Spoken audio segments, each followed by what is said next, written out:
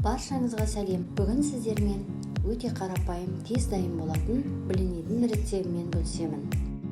Блинімізға 2 жұмыртқа, 3 ас қасық қант, жақсылап алдымен араластырып аламыз.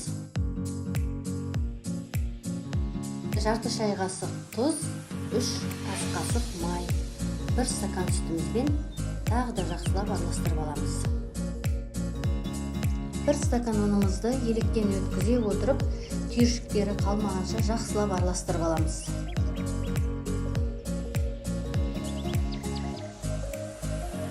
Қою болған қамырымызға қайнап тұрған 1 стакан су қосып, сұйылтып араластырып аламыз.